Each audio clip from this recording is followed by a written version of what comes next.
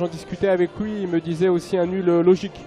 Pour les Guingampaises avec Agathe Donary, la piston droite qui va céder sa place. Là va grappiller un petit peu de temps de jeu en remplacement donc d'Agathe Donary qui aura eu beaucoup de boulot face à Sakina Karchaoui évidemment. Et le deuxième changement c'est Alison Penigel qui va laisser sa place à Sabitra Bandari, surnommée Samba ou la machine à but. Sylvain, voilà, c'est vous dire. Alors elle a été recrutée avec l'idée avec le profil d'une Kouassi à Fleury. Donc on va voir si elle a le même potentiel que Kouassi. Mais elle en l'occurrence, et puis elle est aussi très motrice pour ses coéquipières. Elle les encourage même lorsqu'il y a des erreurs. Après-midi et l'entrée de Lorina Fazer et de Lieke Martin. Qui est plutôt pointe basse. Et on a deux relayeuses avec Fazer et Grace Gaillero. Bandira.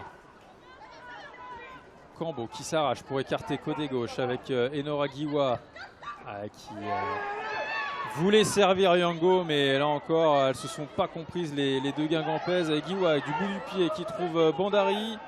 Le centre peut-être de Bandari, mais c'est renvoyé. Et la malheureuse Maïwen Renard qui marque donc contre son camp et le score qui s'alourdit.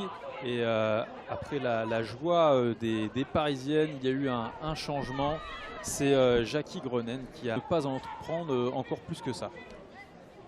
On va attendre juste ce débordement de Bandari côté gauche. Le centre, c'est directement derrière le but de Constance Picot. Ouais, Mathieu Ruffier, il apporte un peu du sang neuf parce qu'il sent son équipe un peu dans le dur physiquement.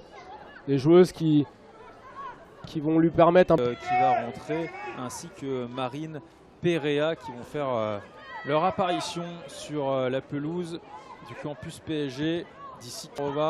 Et Renard, la malheureuse qui a marqué contre son camp, qui dégage, ça revient sur Gay. Bordeaux mène sur la pelouse du Havre 1-0, un résultat qui ne fait pas forcément.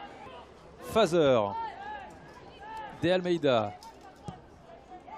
Et elles ont mis vraiment énormément d'investissement et voilà, je pense que c'est bien pour cette saison, son 9e en D1 Arkema. Et un dernier changement du côté des Guingampaises avec l'entrée de Marie-Charlotte Léger à la place.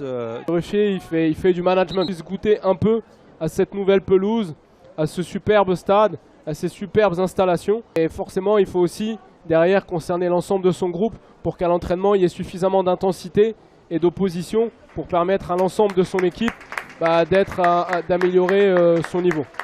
Là, on a Traoré. Pour cette fin de match, avant les vacances, enfin les vacances, pas pour beaucoup, et la trêve internationale en tout cas, la trêve donc, et peut-être les Guingampaises pour essayer de sauver l'honneur avec Bandari qui s'appuie sur Touris et essaye de remettre à l'internationale népalaise.